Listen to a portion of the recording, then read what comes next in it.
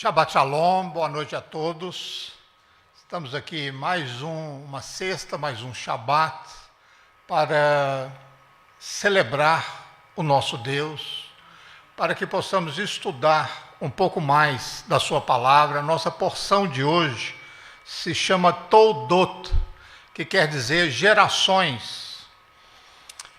O nosso tema de hoje é coragem e persistência. Quem não precisa disso, né? Todos nós precisamos. O nosso estudo ele começa em Gênesis 25, no versículo 19, e vai até o capítulo 28, versículo 9. Temos também a porção de Malaquias e de Mateus no Novo Testamento. Por que Isaac amava mais Esaú? Essa é uma pergunta assustadora. O versículo, objeto do nosso estudo, começa dizendo: Isaac, que gostava de caça selvagem, amou Esaú, mas Rebeca amou Jacó. Qualquer que seja a forma da gente ler esse versículo, ele é um pouco desconcertante. Se a gente lê literalmente, ele sugere aqui que o amor de Isaac era governado pelo gosto de um tipo de comida. E certamente não é assim. Não é assim que se ama. Nem é assim que a Torá nos ensina a amar. Os sábios sugerem que essa frase gostava de caça selvagem, que aqui está se referindo a Isaac, na verdade está se referindo a Esaú, e deve ser lida como havia caça em sua boca, que significa que ele usava a sua boca para enganar o seu pai com suas palavras. Esaú enganou Isaac, fazendo ele pensar que ele era mais piedoso e espiritual do que de fato era. Alguns sugerem que Isaac, tendo crescido na casa de Abraão, e Sara também, eles não tinham contato com engano. Portanto, a sua inocência, ele se portava inocentemente e nunca achava que era enganado por seu filho. Rebeca, que havia crescido na companhia de Labão, totalmente diferente de Abraão e Sara, reconheceu isso muito bem. E foi por isso que ela favoreceu Jacó, e mais tarde ela se opôs que a bênção de Isaac fosse para Esaú. No entanto, o texto sugere que havia um vínculo de amor genuíno entre Esaú e Isaac. O Zohar diz que ninguém no mundo honrou seu pai como Esaú honrou Isaac.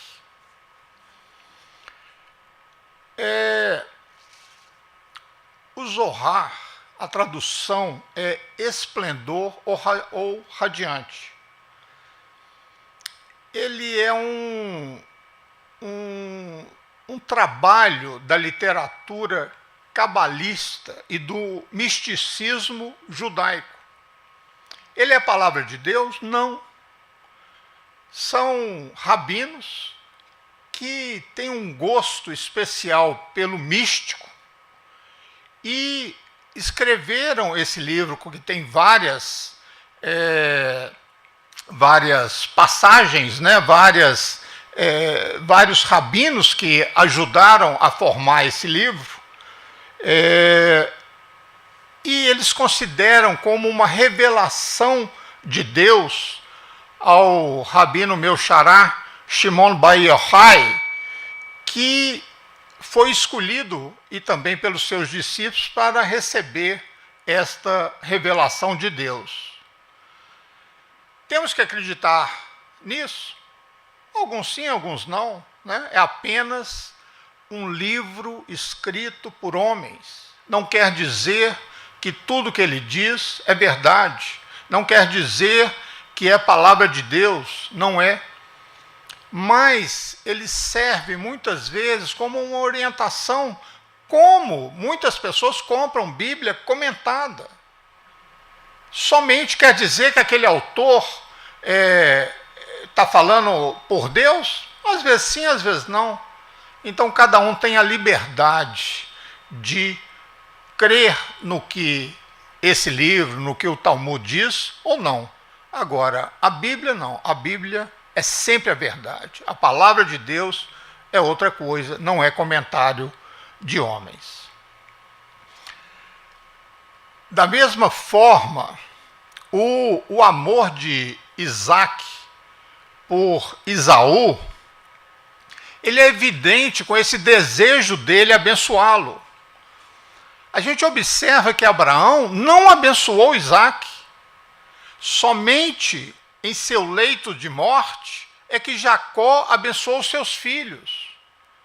Moisés também abençoou os israelitas no último dia de vida. Quando Isaac procurou abençoar Esaú, ele já estava velho e cego, mas ainda não estava no leito de morte. Já sou velho e não sei o dia da minha morte. Está lá em Gênesis 27, 2.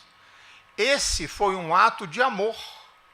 Isaac, que amava Esaú, não se enganou quanto à natureza do seu filho mais velho.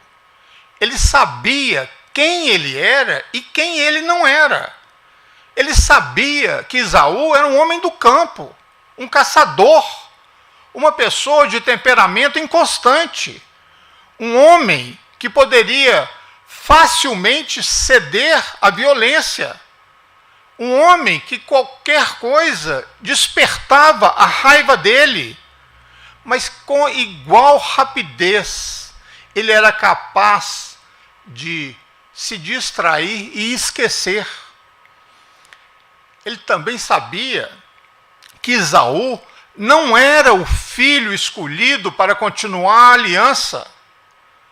Isso se manifesta na diferença entre a bênção que Isaac deu a Jacó, que está lá em Gênesis 27, né? Quando ele acreditava que era Esaú que estava na frente dele, e a bênção em Gênesis 28, que ele deu a Jacó, sabendo que ele era Jacó. Eu não poderia deixar da gente ler esse texto, apesar de ser um pouco longo. E veio Jacó a seu pai e chamou meu pai, e ele disse: eis-me aqui, quem és tu, meu filho? Respondeu Jacó a seu pai: eu sou Esaú, teu primogênito. Tenho feito como me disseste.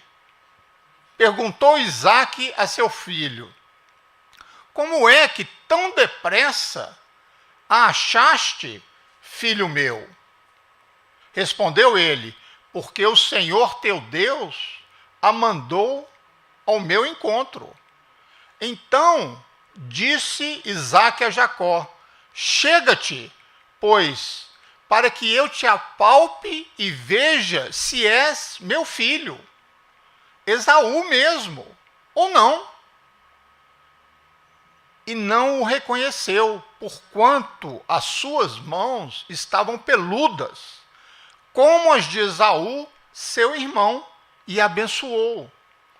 No entanto, perguntou: tu és mesmo meu filho Esaú?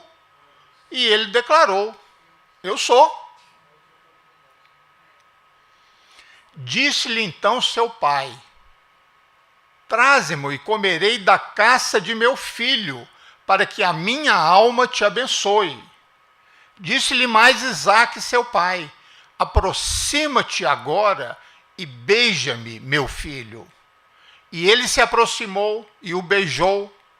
E seu pai, sentindo o cheiro das vestes, o abençoou e disse: eis que o cheiro de meu filho é como o cheiro de um campo que o Senhor abençoou. Que Deus te dê do orvalho do céu e dos lugares férteis da terra, e abundância de trigo e de mosto. Sirvam-te os povos, e nações se encurvem a ti. Se senhor de teus irmãos, e os filhos da tua mãe se encurvem a ti. Sejam malditos os que te amaldiçoarem, e benditos sejam os que te abençoarem.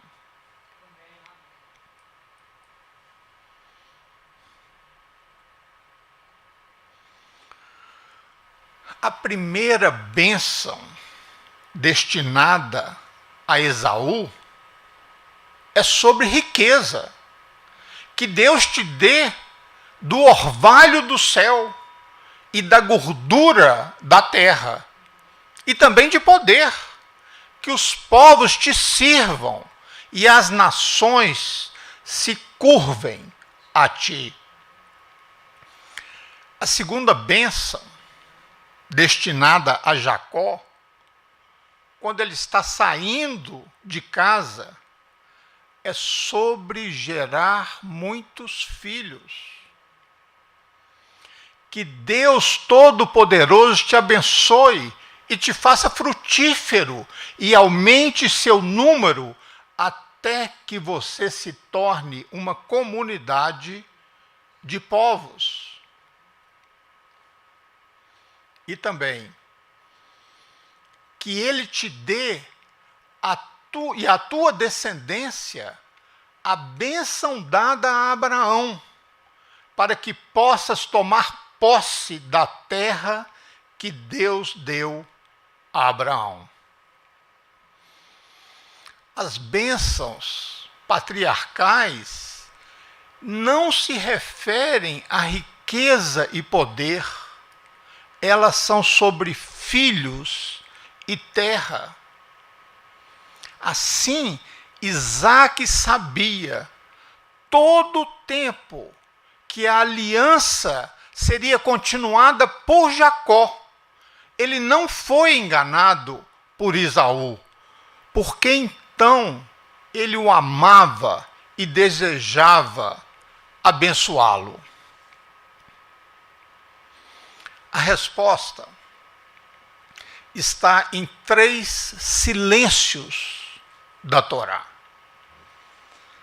O mais incisivo é: o que aconteceu com Isaque depois do quase sacrifício? O que aconteceu com Isaque depois do quase sacrifício? Se olharmos para Gênesis 22, vamos ver que assim que o anjo impediu Abrão de sacrificar seu filho, Isaque sai completamente de cena.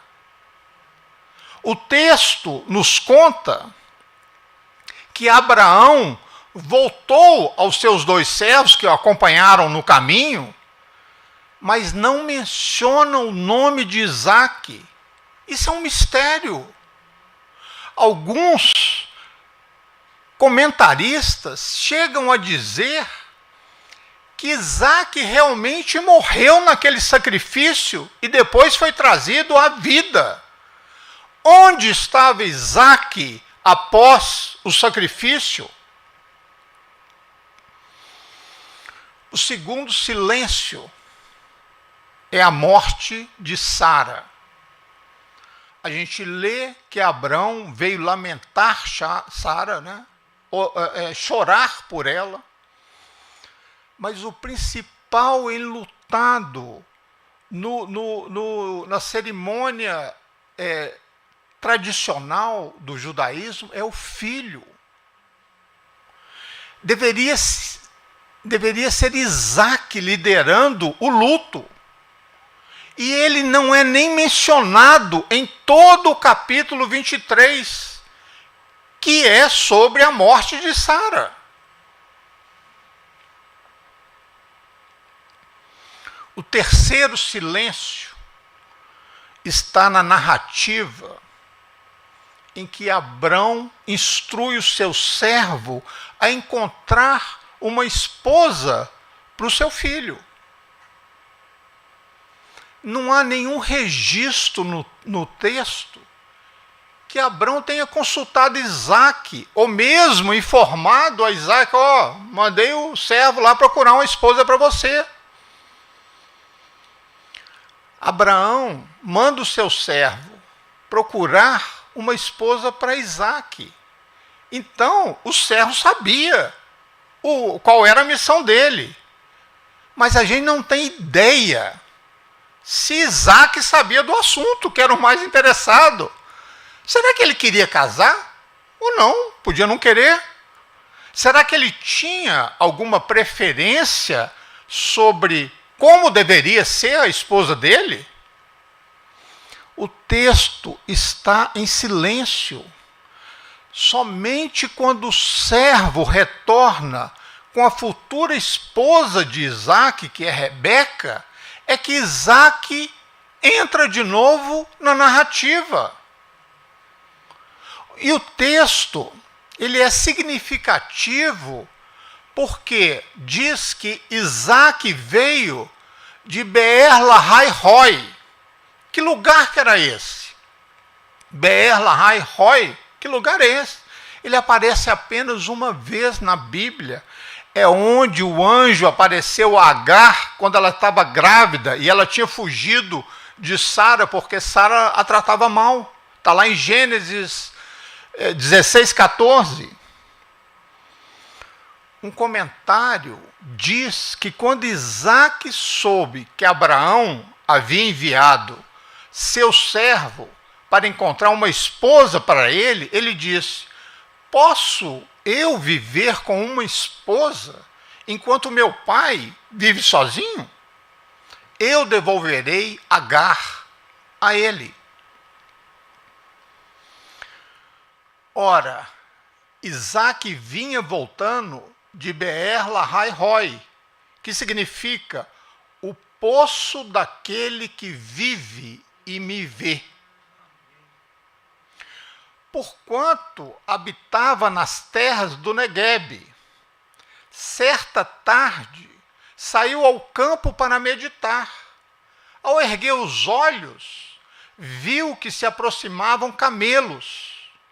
Rebeca também ergueu os olhos e viu Isaque.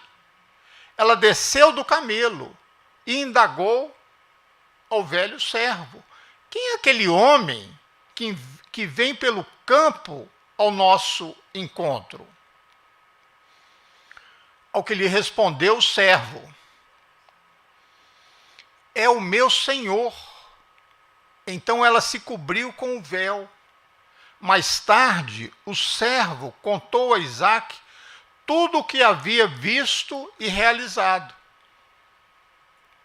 Isaque levou Rebeca para a tenda onde sua mãe Sara havia morado. Fez dela sua esposa e muito a amou. Assim, Isaque foi consolado após a morte de sua mãe.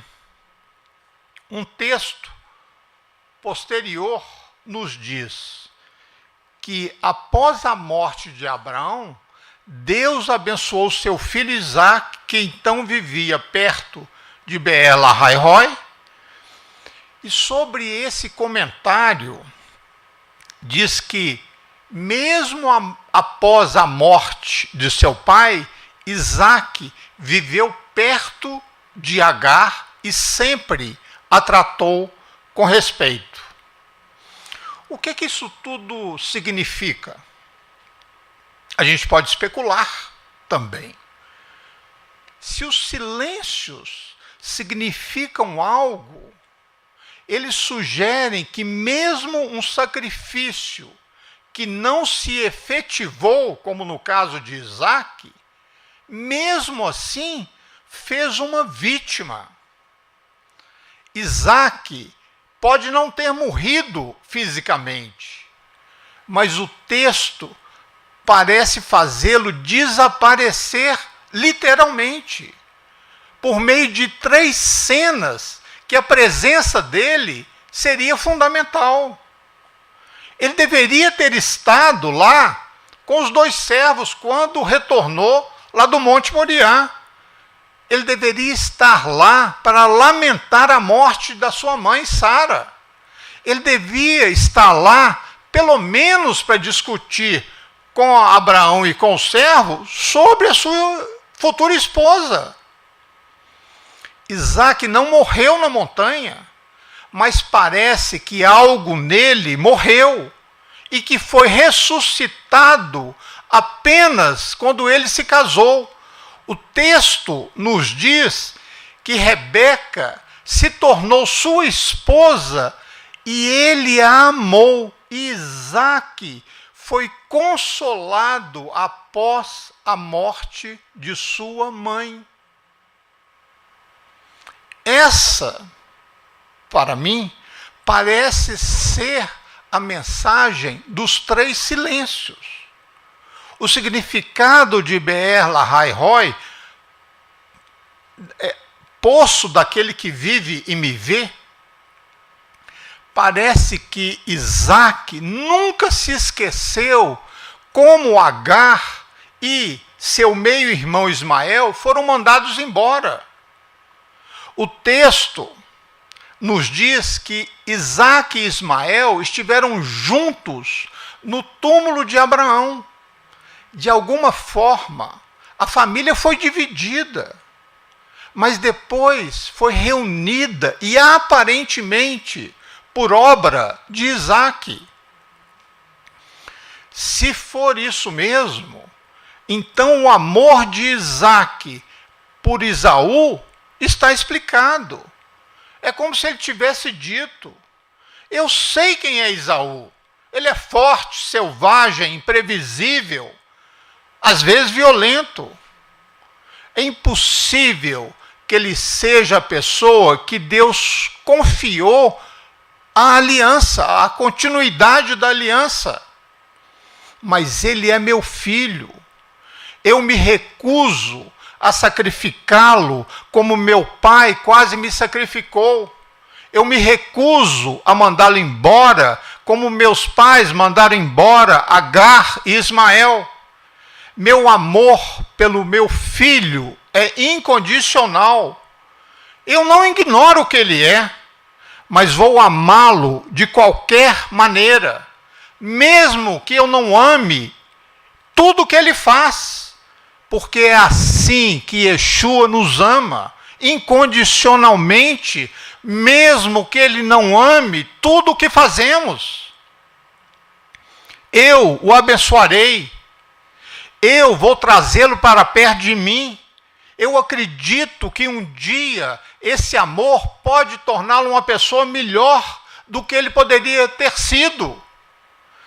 Nesse único ato de amar Esaú, Isaque redimiu a dor de 2 momentos mais difíceis de seu pai: enviar Agar e Ismael para o deserto e o quase sacrifício de Isaque.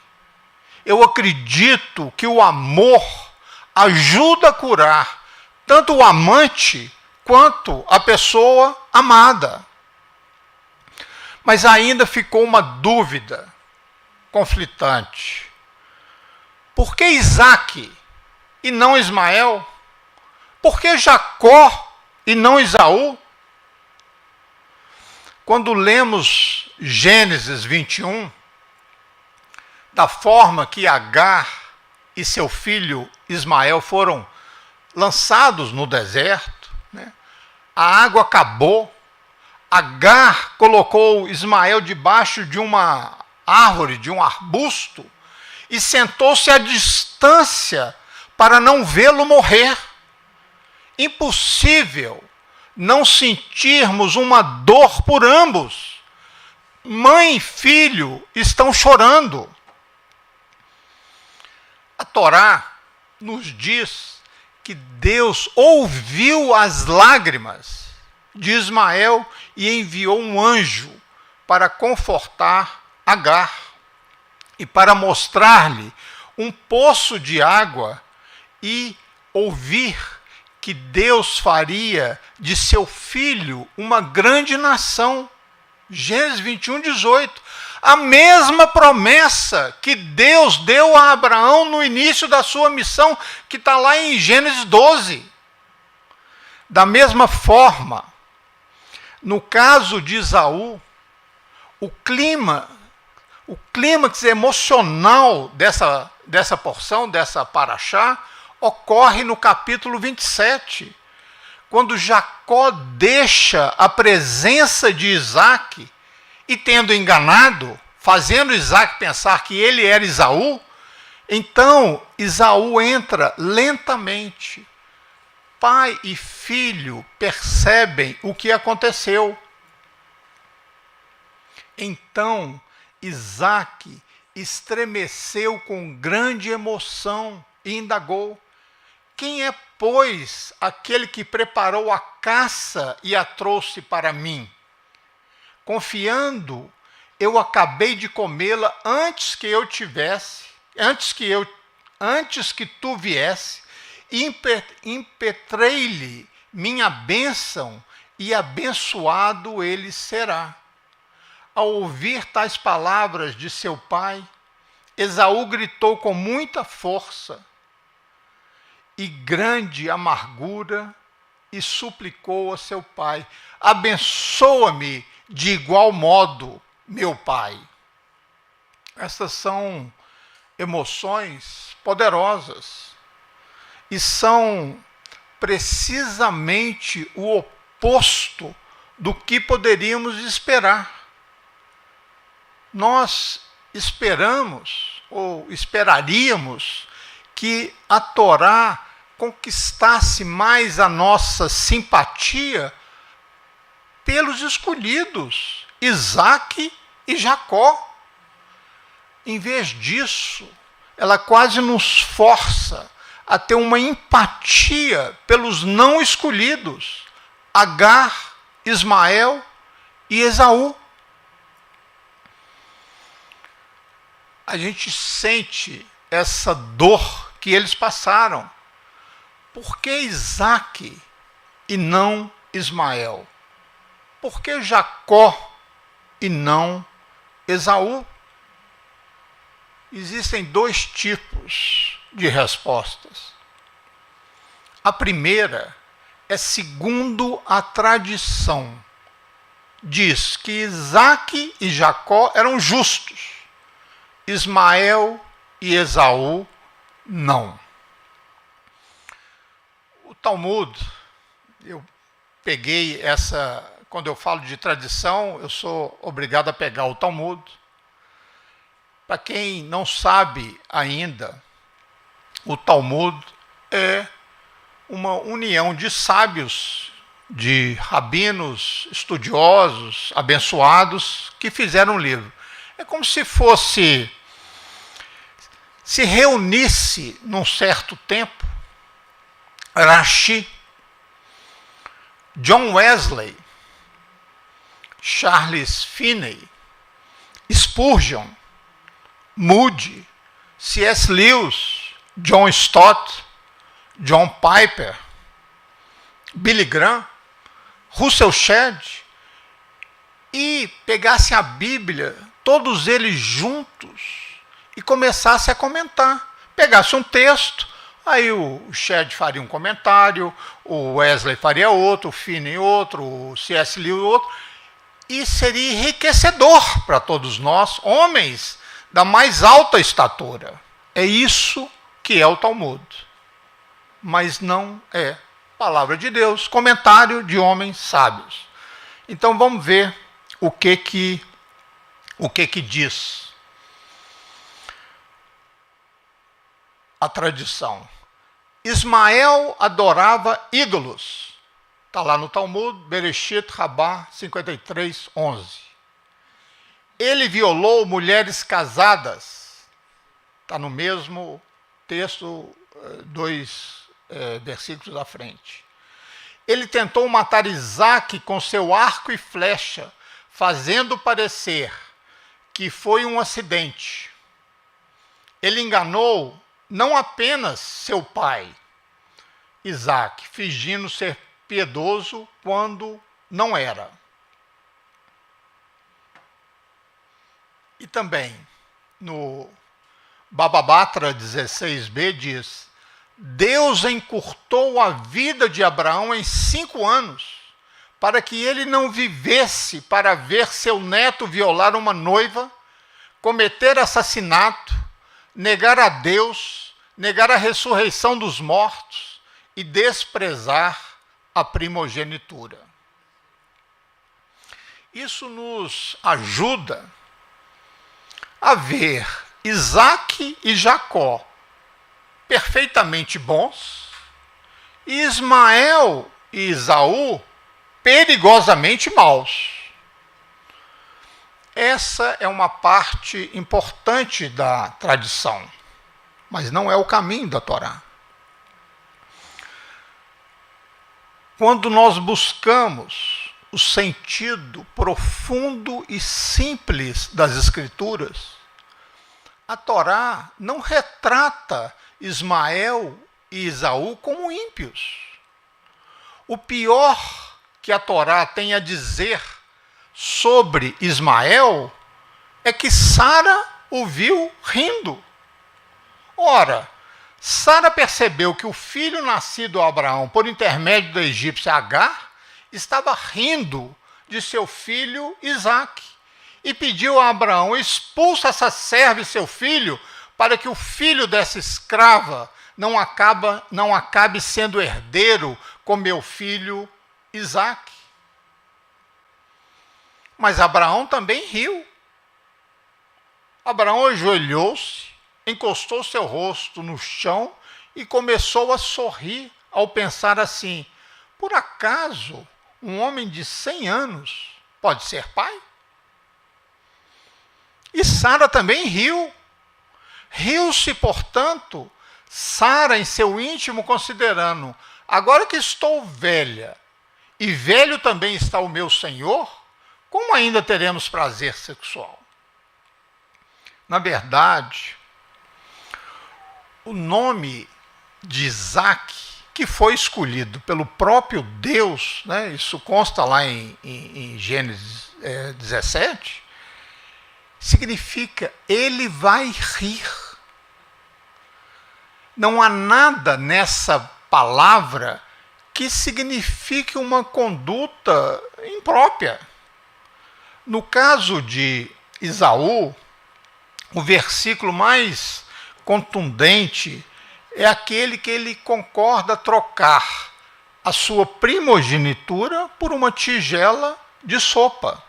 Então, Jacó lhe deu pão e o ensopado de lentilhas. Ele comeu e bebeu até fartar-se. Levantou-se e partiu. Assim desprezou Esaú todos os seus direitos de filho mais velho. É uma série, né, de 5 verbos consecutivos na Torá que diz: comeu, bebeu, levantou-se, partiu e desprezou. Seu direito de primogenitura, ele o desprezou. Mas isso não diz que ele é mau. Diz que ele é impetuoso. Né? Me fugiu outra palavra. Mas assim, resolve as coisas com ímpeto. A Torá nos diz que um anjo disse a Agar, antes de Ismael nascer, que ele seria um homem selvagem. Contudo, ele será como um jumento selvagem do deserto. Ele lutará contra todos e todos guerrearão contra ele. Ele viverá em hostilidade contra todos os seus parentes. Deus disse isso a Agar antes de Ismael nascer. Esaú, ruivo, fisicamente maduro, era um hábil caçador, era um homem do campo. Os meninos cresceram. Esaú tornou-se caçador habilidoso e vivia percorrendo os campos, ao passo que Jacó cuidava do rebanho, era pacato e vivia nas tendas. Ismael e Esaú, quando estavam na natureza, eles estavam à vontade, como se estivessem em casa. Eles eram fortes, hábeis, não tinham medo. Em qualquer outra cultura, eles seriam considerados heróis. E este é o ponto. Nós só entenderemos a Torá se a gente lembrar que todas as outras religiões do mundo antigo adoravam a natureza. Foi aí que encontraram Deus, ou, mais precisamente, encontraram deuses. Deus do sol, Deus da lua, Deus das estrelas, Deus das tempestades, Deus da chuva, Deus da terra que nos dá alimento. Mesmo no século XXI, as pessoas ainda adoram a natureza. Para eles, nós somos seres físicos. Para eles, não existe alma, apenas impulsos elétricos no cérebro. Para eles, não existe liberdade real. Somos o que somos por causas genéticas e não temos controle sobre isso. O livre-arbítrio, dizem eles, é uma ilusão. A vida humana, eles acreditam que não é sagrada. Nós não somos diferentes de outros animais. A natureza é tudo o que existe. Essa era a visão de Lucrécio em Roma e Epicuro na Grécia. E é a visão dos ateus de hoje.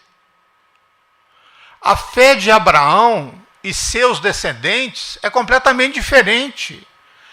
Deus, nós acreditamos, está além da natureza, porque foi Ele que criou a natureza. E porque Ele nos fez a sua imagem, nós também temos algo além da natureza. Nós somos livres, somos criativos, podemos nos adaptar a um ambiente, mas também podemos nós podemos também adaptar o ambiente a nós.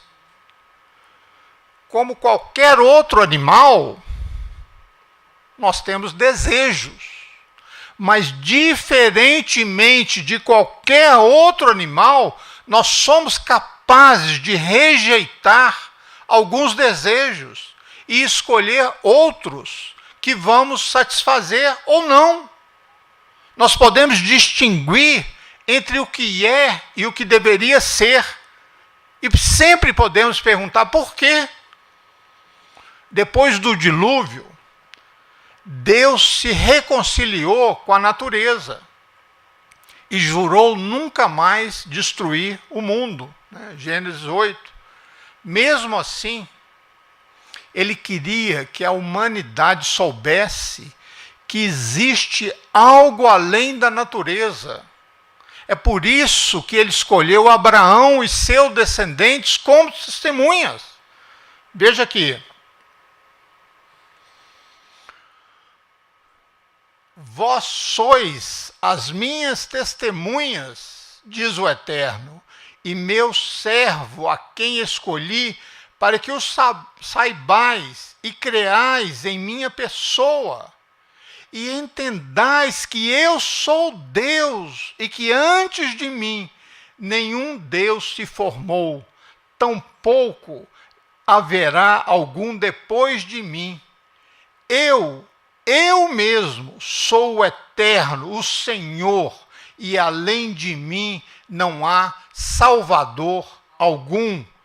Eu revelei, salvei e proclamei, eu e não um Deus estrangeiro de qualquer outra nação, entre vós que o fizeste. Portanto, sois minhas testemunhas de que eu sou Deus, assim declara o Eterno.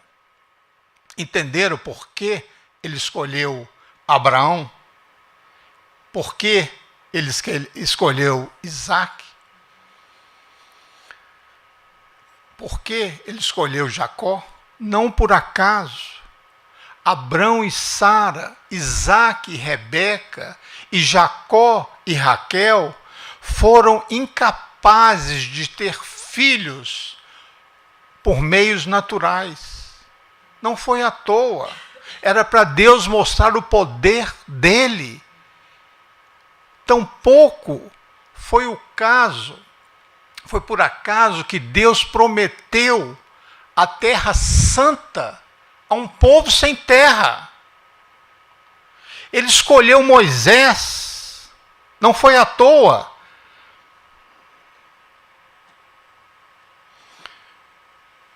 Que Moisés disse: não sou um homem de palavras. Porque Deus escolheu um homem que diz: eu não sou um homem de palavras. Para que as pessoas soubessem que quando Moisés falava, ele não falava por sua boca, mas assim as palavras que Deus colocava em sua boca. Se Deus tivesse escolhido um grande locutor, uma pessoa com o dom da palavra, todos iam achar que era ele.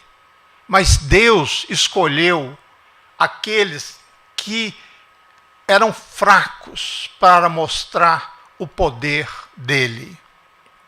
Deus prometeu duas coisas a Abraão, Isaac e Jacó: filhos e uma terra. E ao longo da história, a maioria das pessoas considera que os filhos e a terra é algo garantido. Isso faz parte da natureza. Todos os animais têm filhos.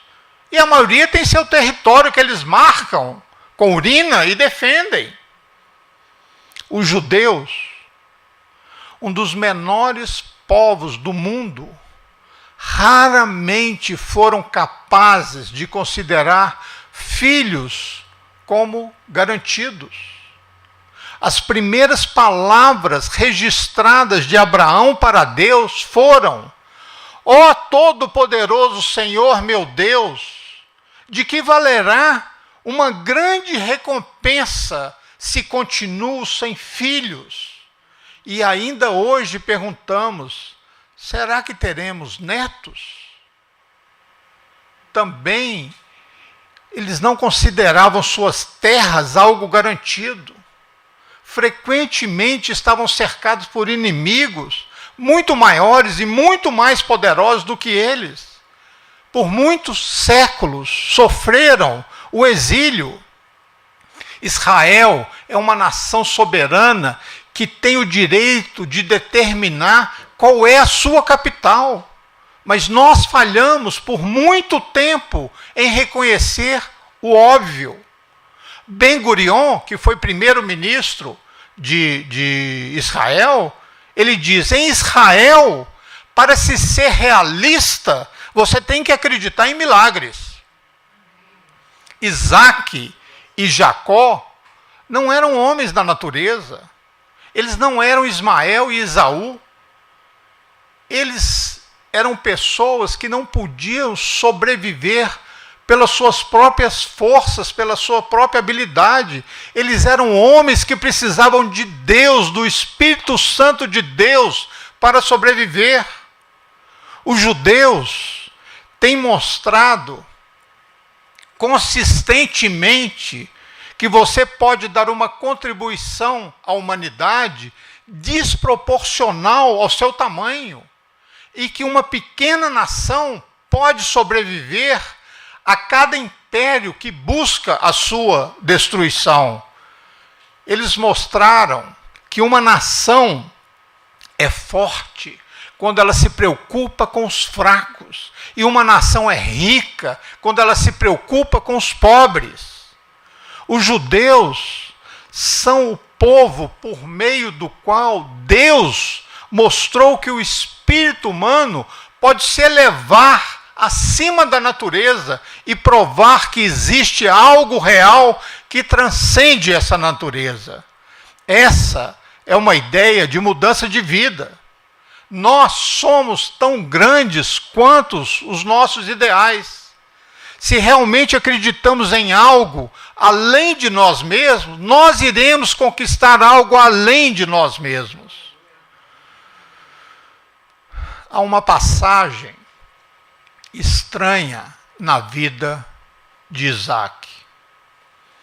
Como Abraão, Isaac se viu forçado pela fome para ir para Gerar, a terra dos filisteus.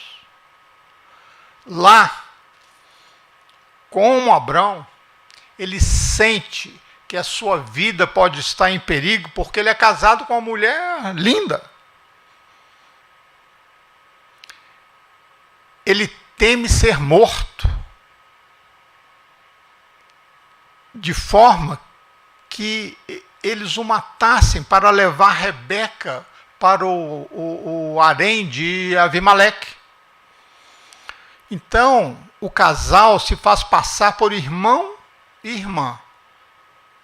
Aí esse engano é descoberto, Abimeleque fica indignado, há explicações de todo lado, e aí esse momento passa. Em Gênesis 26, parece quase uma repetição de Gênesis 20, uma geração na frente. Em ambos os casos, Abimeleque promete segurança para os patriarcas. No caso de Abrão, ele diz: minha terra está diante de você, viva onde quiser. Gênesis 20, 15. Sobre Isaque, ele ordena: quem molestar esse homem ou a sua mulher, certamente será morto. Gênesis 26, 11. Ainda assim, em ambos os casos, há um resultado meio conturbado. Em Gênesis 21, a gente lê sobre aquela discussão entre o pessoal de Abraão e de Abimeleque, que Abraão fura os poços, né? Então Abraão reclamou com Abimeleque sobre um poço de água que os servos de Abimeleque haviam apreendido. Aí eles fazem um tratado, mas isso não foi o suficiente, esse tratado feito entre os dois, para aliviar as dificuldades que Isaac iria ter. Isaac plantou naquela terra e no mesmo ano colheu 100 vezes mais, e a Bíblia é clara, porque o Senhor o abençoou. O homem ficou rico, e a sua riqueza continuou a crescer, e aí ele ficou muito rico. Ele tinha tantos rebanhos e tantos servos que os filisteus começaram a ter inveja dele. Assim, todos os poços que os servos do seu pai cavaram no tempo de Abraão, os filisteus taparam, encheram de terra.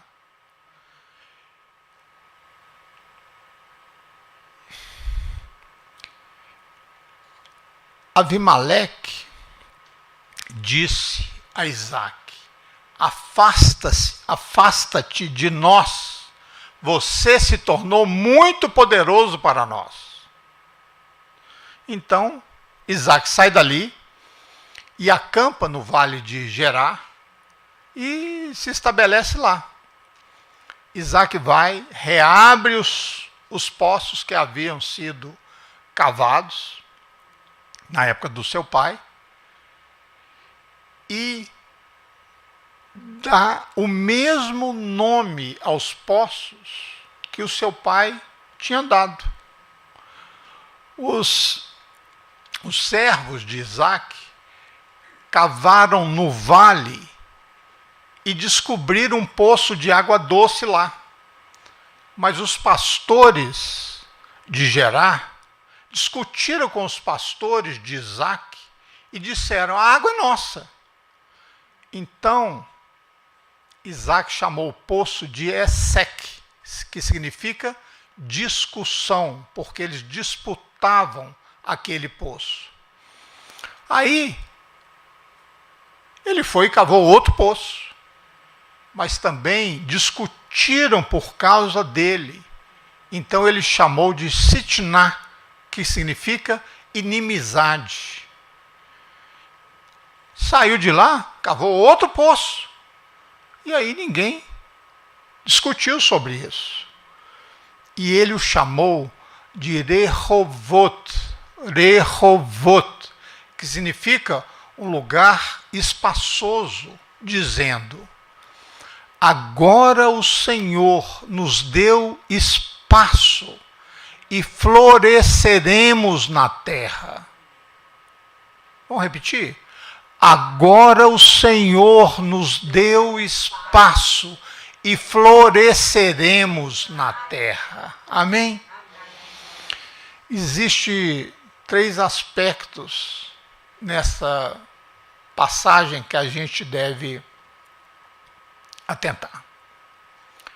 Primeiro, essa sugestão de Abimeleque: é melhor que deixe essa terra, pois se tornasse poderoso demais, mais poderoso do que nós. Está lá em 26:16. Séculos depois, Faraó disse, lá no inicinho de Êxodo: eis que o povo dos filhos de Israel é maior em número e poder do que nós. Venham, tratemos com sabedoria com eles, para que não se multiplique e aconteça, quando houver alguma guerra, que se juntem também aos nossos inimigos e lutem contra nós, e assim os tirem da terra. A mesma palavra, atzat, que significa poder, poderoso, aparece a mesma palavra em ambos os casos. Essa passagem sinaliza o nascimento de um dos fenômenos humanos mais malignos, que é o antissemitismo. O antissemitismo, ele é único em 2 aspectos. Ele é o ódio mais longo do mundo. Nenhum outro preconceito durou tanto tempo, sofreu tantas mutações e atraiu tantos mitos malignos e tiveram efeitos tão devastadores.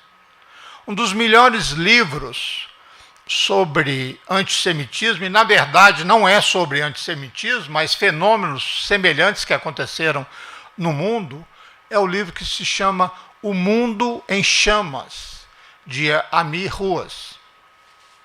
A tese dele diz que qualquer minoria visivelmente bem-sucedida irá atrair inveja, que pode virar ódio e provocar violência.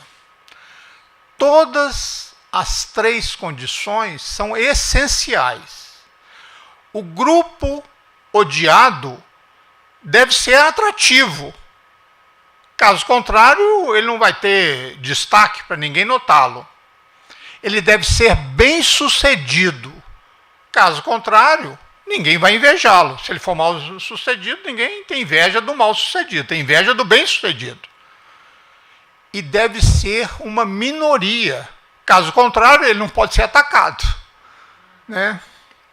E todas essas três condições estavam presentes ali no caso de Isaac. Ele era notável, ele não era um filisteu, ele era alguém diferente na população, ele era um forasteiro, ele era um estrangeiro, ele era um estranho. E era alguém com uma fé diferente. Ele teve sucesso. As suas colheitas haviam crescido 100 vezes. Seus rebanhos eram grandes. E as pessoas realmente o invejavam. Ele era uma minoria. Ele era uma única família no meio da população inteira local. Todos esses ingredientes estavam presentes para exalar hostilidade e ódio. Outro insight profundo sobre essas condições que geraram o antissemitismo foi dada por Hannah Arendt no livro que chama A Origem do Totalitarismo. A hostilidade aos judeus, ela torna-se perigosa não quando os judeus estão fortes, mas quando são fracos. Essa é a tese dela. Isso é bastante paradoxal, né? Aparentemente, a gente pensa que é o oposto, que seja verdade. O mesmo motivo leva à reação dos filisteus a Isaac, o mesmo motivo leva à reação de Faraó aos israelitas, e o mesmo motivo acontece no século XIX, no conhecido como os protocolos dos sábios de Sião. O que foi isso? Os protocolos dos sábios de Sião foram uma falsificação produzida por um jornalista russo no final do século XIX, alegando que havia uma conspiração judaica para alcançar a dominação mundial. Dizer que os judeus são poderosos, muito poderosos, que eles controlam os recursos, que eles são uma ameaça ao mundo, que eles devem ser expulsos, aparentemente pode estimular o antissemitismo. No entanto, diz Hannah, que o antissemitismo não se tornou perigoso até que eles perderam o poder que tinham antes. Quando Hitler, então ela cita que quando Hitler chegou ao poder, os bancos alemães já eram todos Judenrein, que é um termo usado em alemão que quer dizer livre dos judeus. E foi ali que os judeus ocuparam posições chaves há mais de 100 anos, por mais de 100 anos. O mesmo aconteceu na França. Não sei se vocês já ouviram falar do caso Dreyfus. Ele explodiu no Segundo Império, quando os judeus franceses estavam no auge da prosperidade e influência. Mas foi sob a Terceira República, quando os judeus praticamente desapareceram de todas as posições importantes. O caso Dreyfus foi que a França começou a desenvolver um canhão poderoso, um canhão de 75 milímetros. E eles começaram a criar uma fake news da época para dizer que um oficial francês estava passando planos daquela arma que seria uma arma que venceria praticamente a guerra.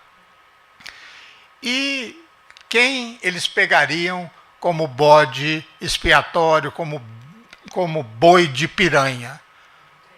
Dreyfus, que era um capitão, né, nada a ver com o nosso capitão, né, que preside o país, mas era também um capitão que judeu e que não tinha absolutamente nada contra ele. Começaram a inventar que ele era que vendia planos para despistar os outros, principalmente os alemães, do caso, para desviar o caso para o Dreyfus, para eles irem atrás, tentar comprar planos dele, sendo que ele não sabia de nada, né? Então foi uma fake usado, levou anos e anos e anos para eles para pedirem perdão a ele, e ficou anos na cadeia e não existia absolutamente nada contra ele. Simplesmente uma fake em cima, né? Não poderia ser outra religião, de um judeu para acabar com ele. O antissemitismo é um fenômeno complexo, porque os antissemitas eles devem ser capazes de unir duas crenças que se contradizem. Os judeus são tão poderosos que deveriam ser temidos e, ao mesmo tempo, são impotentes para que possam ser atacados. Parece que ninguém poderia ser tão irracional de acreditar nas duas, mas a emoção não é racional, né? A emoção é irracional. E muitas vezes, nessas tentativas de dar uma justificativa racional, acaba dando uma justificativa racional para uma crença irracional, né? Então, inverte toda a coisa. É como se atualmente, né, a mídia, praticamente do mundo inteiro, né, a mídia ocidental, ela é sempre hostil a Israel, né? E pessoas inteligentes, jornalistas inteligentes, afirmam que a mídia é controlada por judeus. Então, como crer nisso se a mídia inteira é contra Israel e ela vai ser controlada pelos judeus, né? Então é mais ou menos esse caso. E Hannah, ela resume a sua tese numa única frase. O antissemitismo tem origem num fenômeno que é a riqueza sem poder. E era isso exatamente, essa era a posição de Isaac. Ele estava no meio dos filisteus, cheio de riqueza, mas sem poder. E há um segundo aspecto, é que ao longo dos séculos, né, surge a natureza destrutiva do ódio. Os filisteus, né, eles, antes de entupirem os poços, eles não pediram a Isaac se eles podiam usar, né? Eles não pediram a Isaac para compartilhar com eles aquela água que eles tinham.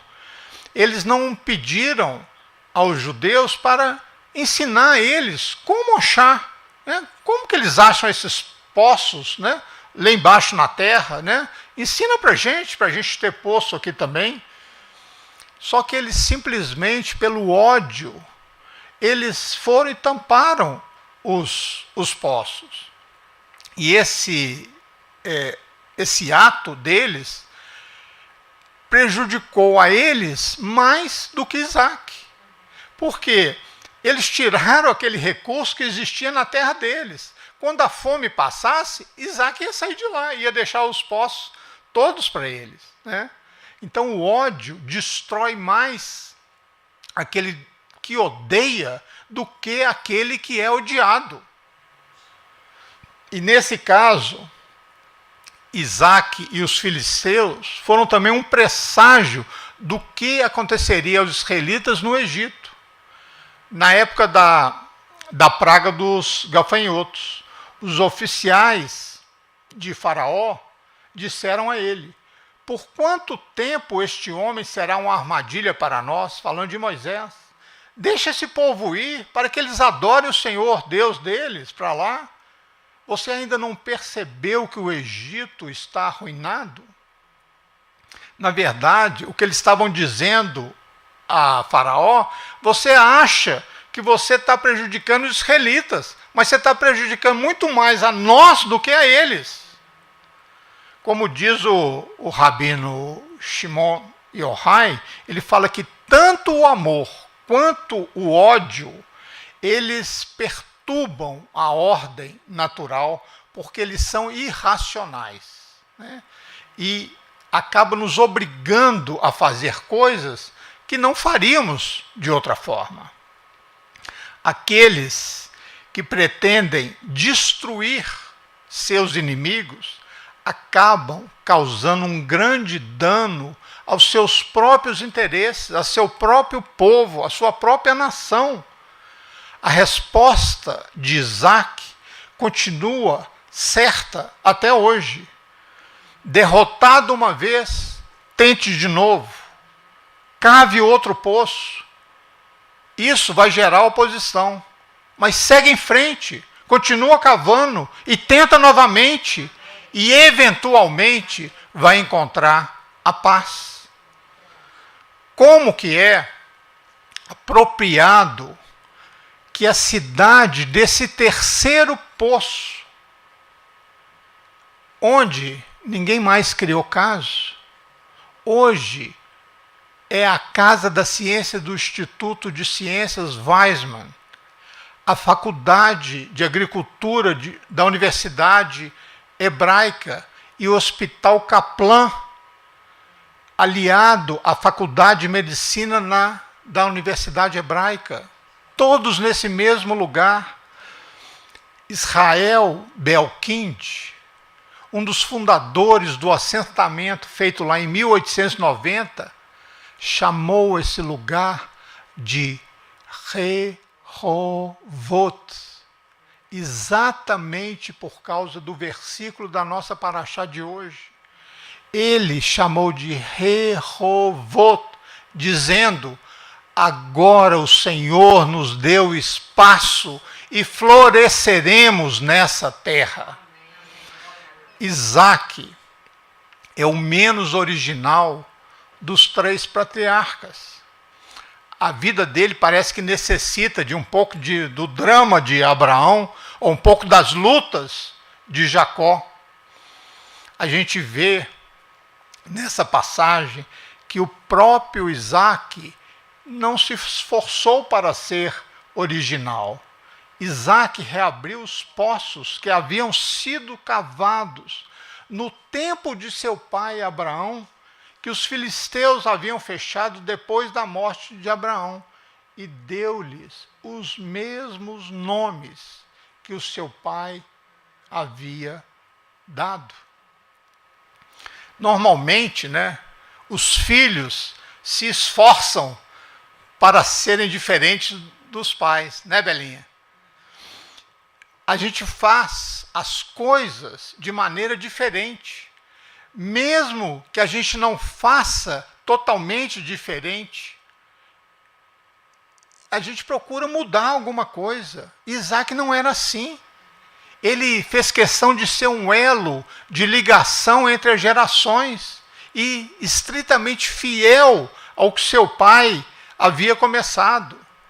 Isaac representa a fé da persistência representa a coragem da continuidade.